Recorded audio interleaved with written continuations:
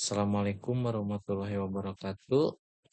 Perkenalkan, nama saya Muhammad Afrian Pareji. Saya mahasiswa Universitas Terbuka UPBJJ Bandung, Prodi Sistem Informasi. Pada kesempatan kali ini saya akan melakukan praktikum tugas 1 mata kuliah keamanan jaringan.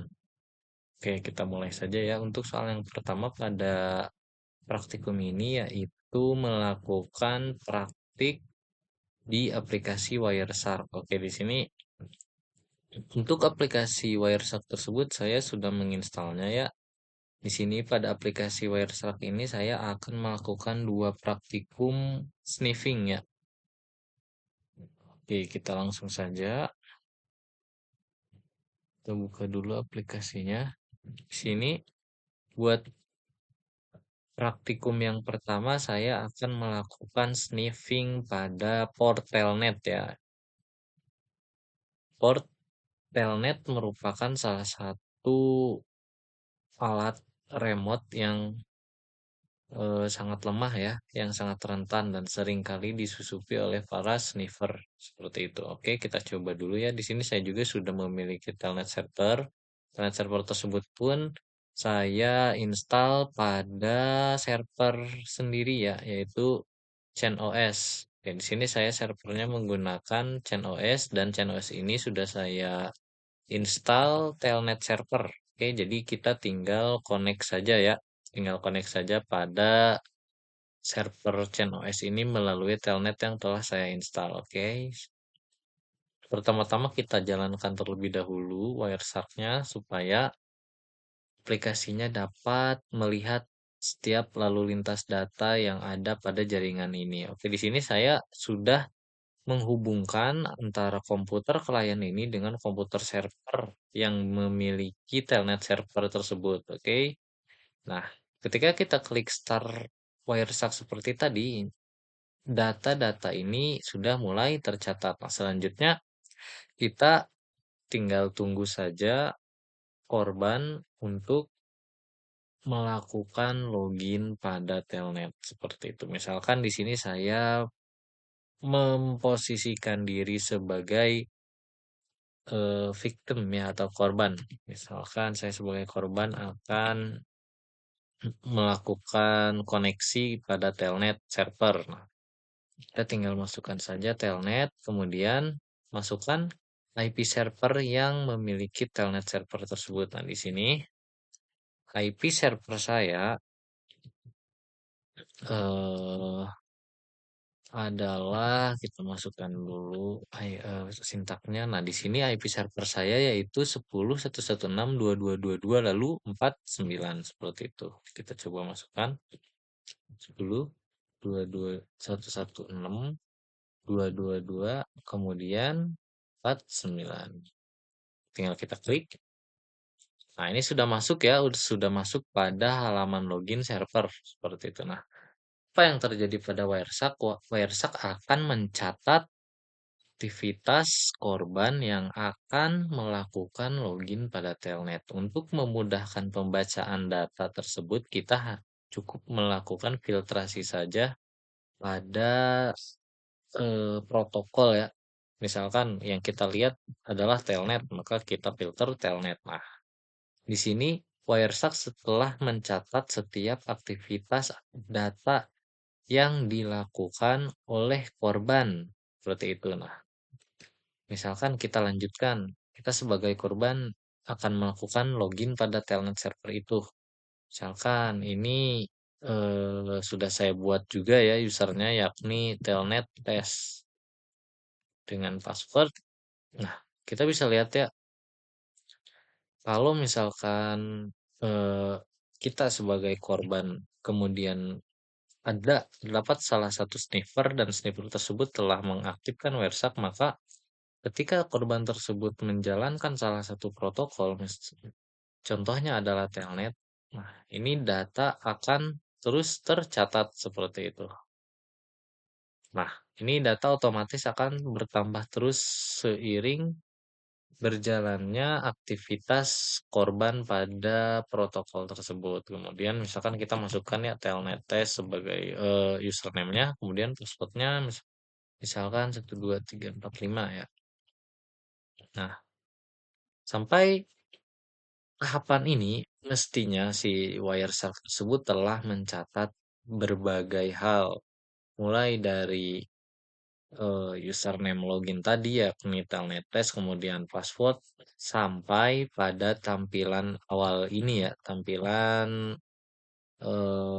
bukan root ya, atau tampilan user login seperti itu. Kemudian kita bisa lihat, nah untuk melihat data yang telah tercatat tersebut, kita bisa mengklik kanan saja paket yang paling bawah ya. Mengapa harus paket yang paling bawah? Karena paket yang paling bawah itu identik memuat data yang lebih lengkap seperti itu. Kita klik kanan saja, terus kita pilih follow TCP stream. Nah, apa yang akan terlihat? Nah, ini yang akan terlihat. Jadi, dengan melalui aplikasi Wireshark ini dapat mencatat segala aktivitas yang dilakukan pada suatu protokol tertentu. Ini misalkan pada telnet. Nah, ini sudah tercatat username-nya ya. Misalkan korban tadi telah memasukkan username, nama username-nya itu telnet test. Nah, menjadikan ini menjadikan telnet itu membuktikan bahwa telnet itu merupakan salah satu protokol yang rentan dan gampang dihack seperti itu. Nah, ini username-nya telah kita ketahui telnet test. Nah, mengapa di sini passwordnya kosong? Nah, password kosong ini dikarenakan server yang saya install itu memiliki tingkatan keamanan yang cukup baik. Seperti itu sehingga meskipun kita telah memasukkan password, nah password tersebut tetap akan tidak terlihat. Nah, bagi sniffer-sniffer yang akan melanjutkan aktivitas hacking atau crackingnya, ini mesti dilanjutkan ke tahap selanjutnya apabila ingin melakukan cracking ya, cracking telnet. Nah, cracking telnet tersebut dapat dilakukan dengan beberapa metode seperti salah satunya adalah brute force ya. Ketika kita menemukan username-nya, selanjutnya kita dapat melakukan brute force pada password tersebut atau kita bisa menjalankan metode-metode lain dalam melakukan peretasan telnet. Oke, seperti itu untuk telnet. Kemudian selanjutnya kita akan coba juga melakukan praktikum cracking atau sniffing dan cracking pada suatu halaman login dari website. Misalkan di sini saya sudah menyiapkan juga ya login page-nya. Nah, misalkan untuk melakukan tracking atau sniffing pada suatu akun yang ada dalam halaman login, pertama-tama kita sebagai sniffer harus mencari tahu dulu status dari website tersebut. Apakah website tersebut fullen atau tidak ya? Fullen itu biasanya kita sebut full rentan ya, bahasa bahasa gampangnya itu fullen itu kayak gitu. Oke, nah, misalkan ini saya sudah mendapatkan login page yang rentan ya, atau fullen. Nah, kita coba masukkan misalkan ini username-nya itu abcd at abcd220 misalkan. Kemudian passwordnya itu jjj12345.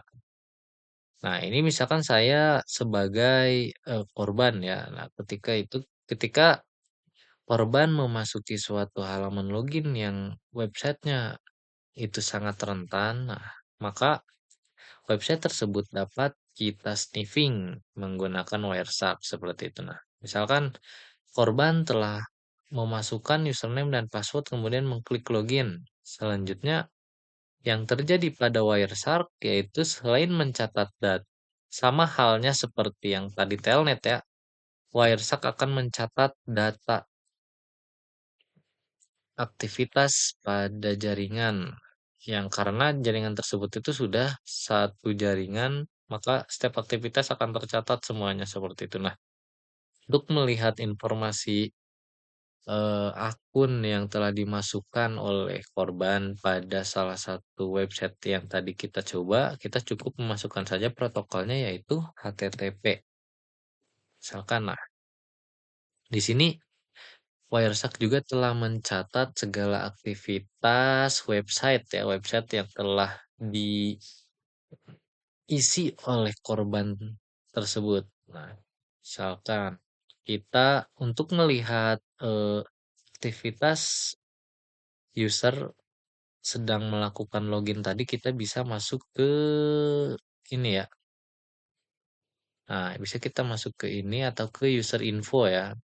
Biasanya ada di user info untuk melihat informasi akun dan password yang telah dimasukkan oleh korban. Nah, misalkan kita klik kanan saja, terus pilih follow TCP stream. Nah, pada follow TCP stream ini akan menampilkan atau mencatat username dan password yang telah dimasukkan oleh korban. Nah, ini kita dapat lihat di sini ya, di sini ada uname yang berarti username. Nah, ini username yang kita tadi input yaitu abcd220, kemudian ada passwordnya juga yaitu jjj12345. Seperti itu. Oke, selanjutnya pada tugas satu ini juga kita akan melakukan praktikum cracking password pada Cisco ya. Misalkan di sini terdapat password 7 ya. Password 7 itu merupakan salah satu tingkatan password yang paling lemah dalam Cisco. Oleh karena itu, password tersebut dapat di-cracking dengan mudah bahkan melalui aplikasi atau website publik sekalipun seperti itu. Nah, misalkan di sini kita telah memiliki password-password kategori password 7 dalam Cisco. Nah, ini kita akan melakukan cracking ya. Misalkan password yang pertama kita coba untuk crack ya. Nah, password ini untuk melakukan decrypt ya, decrypt atau cracking password Cisco ini kita dapat melakukannya pada website ivmm.net.nz ini ya. Nah, misalkan kita hanya cukup memasukkan saja password 7 yang telah ada pada tabel tadi ya, kemudian kita masukkan kita klik saja crack password. Nah, di sini ketika kita pilih crack password ini tidak muncul di plain text-nya. Mengapa hal tersebut terjadi? Nah, dikarenakan Da tipe 7 password ini memiliki kerumitan yang cukup sulit ya, atau cukup rumit. Jadi si plain text-nya itu tidak muncul. Oke, kemudian kita lanjut ke yang kedua, misalkan nih, ini ada 082.004E4D0D. Nih, misalkan kita copy lagi, kemudian masukkan ke kolom cracking lagi ya. Kita masuk crack password. Nah, di sini muncul plain text-nya.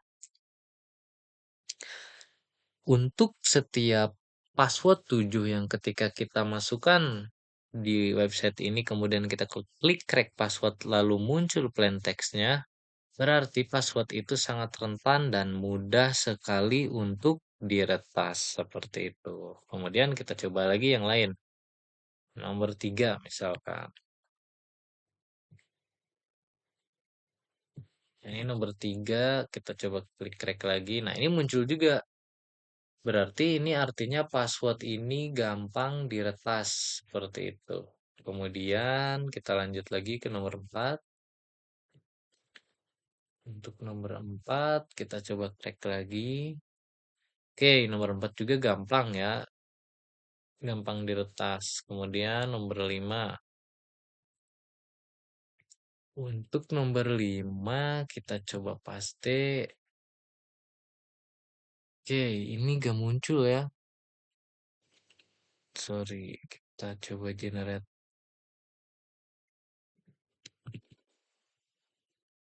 Nah, ini gak muncul ya. Berarti password tersebut itu sangat sulit untuk diretas atau memiliki kerentanan yang rendah seperti itu. Kita coba lagi yang selanjutnya.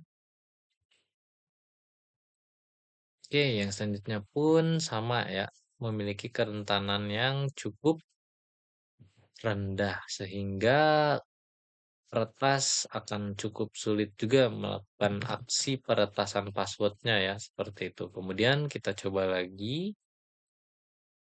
Nah, ini juga sama ya, tidak muncul. Lanjut, dan yang terakhir juga ini sepertinya akan sama ya, karena jenis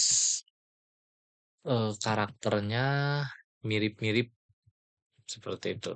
Kita coba klik lagi.